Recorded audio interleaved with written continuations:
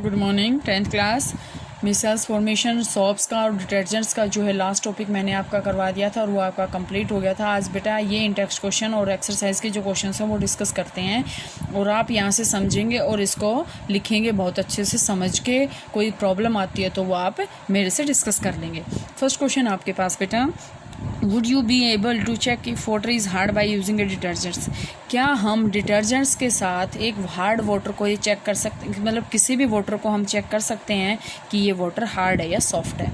नहीं कर सकते बेटा, क्योंकि आपके पास इसी पैराग्राफ के अंदर ये आया था कि सोप जो होता है हार्ड वाटर के साथ फ्रोथ फॉर्मेशन या फोम की फॉर्मेशन नहीं करता, बट जो डिटर्जेंट्स होते हैं वो आपके पास हार्ड वाटर के साथ भी और सॉफ्ट वाटर के साथ भी क्या कर लेते हैं, जो फोम झाग बनता है वो फॉर्मेशन कर लेते हैं। तो यहाँ से आपके पास ये क्वेश्चन आएगा, no we can not use detergents as the check the hardness of the water. इसके बाद आपके पास क्वेश्चन आता है बेटा, people use a variety of methods to wash clothes. Usually after adding the soap they beat the clothes on a stone और beat it with a paddle, scrub with a brush और mixture is agitated in a washing machine. Why is agitation necessary to get clean clothes.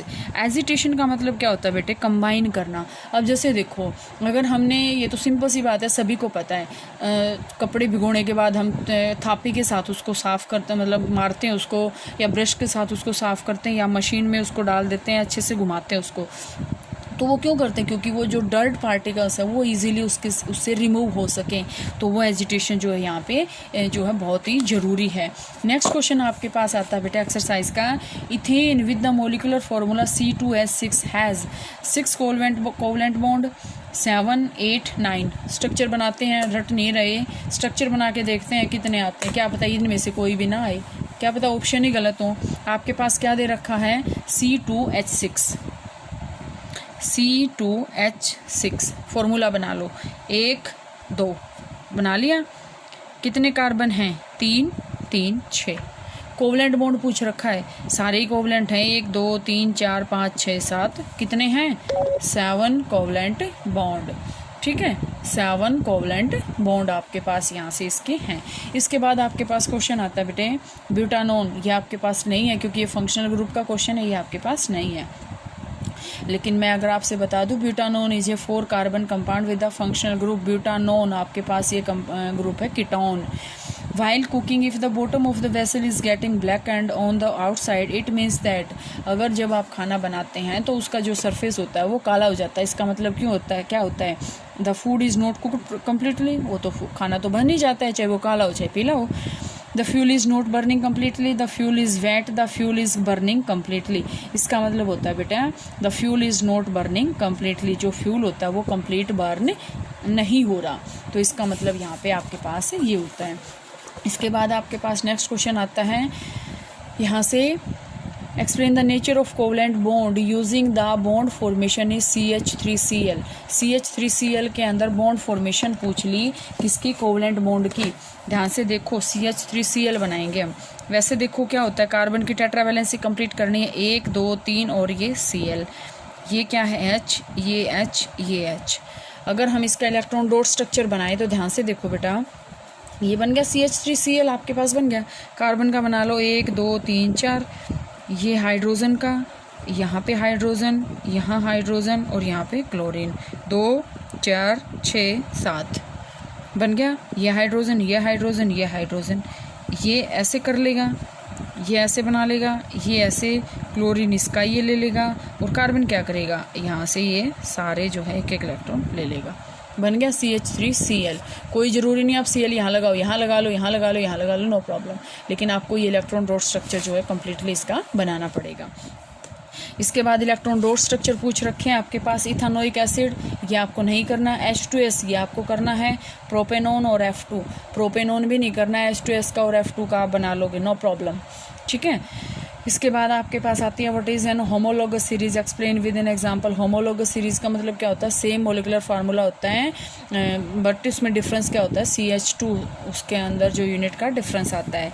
Ethanol, ethanoic acid आपको नहीं करना। Why does micelle formation takes place when soap is added to water. कि soap को डालने के बाद micelles की formation क्यों हो जाती है? क्योंकि उसके अंदर, सोप के अंदर जो है हाइड्रोफोबिक सोडियम साल्ट या पोटाशियम साल्ट होते हैं, जो डर्ट होते हैं उसके अंदर हाइड्रोफोबिक और हाइड्रोफिलिक, जो ऑयली डर्ट होता है उसके अंदर हाइड्रोफोबिक और हाइड्रोफिलिक होता है, जिसके कारण वो आयनिक एंड बाहर हो जाता है, और जो हाइड्रोफोबिक एंड है वो अंदर चला जाता है, जिसके कारण मिसल्स की फॉर्मेशन हो जाती है। Why are carbon and its compound used as fuel for most applications. ज़्यादातर हम कार्बन के कंपाउंड्स क्यों यूज़ करते हैं? क्योंकि इसकी जो कैलोरीफिक वैल्यू होती है, मतलब हीट देने की जो पावर होती है वो सबसे ज़्यादा होती है। Explain the formation of scum when hard water is treated with soap. Soap के साथ स्कम की फॉर्मेशन कब होती है? मैंने आपको बताया था स्कम क्या होता है, इनसोल्यूबल जो सब्सटेंस बनता है जब हम सोप और वाटर का मिक्सचर बनाते हैं, तो यहाँ से स्कम फॉर्मेशन आपके पास हो जाएगा, नो प्रॉब्लम। अब आपके पास आता है what change will you observe if you test soap with litmus paper. Litmus paper के साथ जब आप करेंगे तो सोप आपके पास क्या होता है बेटे? बेसिक होता है, एसिडिक नहीं होता, बेस होता है। तो बेस क्या करता है? रेड लिटमस को क्या करेगा? रेड को ब्लू कर देगा और ब्लू को ब्लू ही रखेगा। हाइड्रोजनेशन आपको नहीं करना, हाइड्रोकार्बन या एडिशन रिएक्शन ये आपको नहीं करना। सैचुरेटेड अनसैचुरेटेड हाइड्रोकार्बन आप आराम से कर सकते हैं। सैचुरेटेड के अंदर क्या होता है?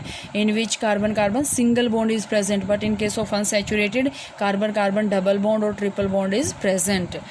एग्जाम्पल कर सकते हैं, सैचुरेटेड के अंदर अल्केन आएगा, अनसैचुरेटेड के अंदर अल्केन और अल्काइन आएगा। इसके बाद आपके पास आता है explain the mechanism of cleaning action of soaps. ये आपके पास मिसेल्स का है, और क्लीनिंग एक्शन जो है यहाँ से ये आपके पास है, यहीं से है, ये राजू यहाँ से आप इसको लिखेंगे, ये रहा, ठीक है। क्लीनिंग एक्शन ऑफ सोप्स यहाँ से ये पढ़ेंगे, ये है क्लीनिंग एक्शन, यहाँ पे भी है, और ये आपके पास ये वाला पूरा ही है, मतलब इसमें से आप मिसेल्स की फॉर्मेशन लिखेंगे, और ये आपका चैप्टर आज जो है कंप्लीट होता है। तो आप अपने नोट्स भी कंप्लीट बना लें, इसको भी राइट कर लें, और इसके नोट्स बना लें कंप्लीट। और टेस्ट में लूँगी तो मैं आपको बता दूँगी कब आपका इस चैप्टर का टेस्ट होएगा। लास्ट चैप्टर रहता है आपके पास पीरियोडिक क्लासिफिकेशन ऑफ एलिमेंट्स, ये स्टार्ट करेंगे इसका टेस्ट लेने के बाद।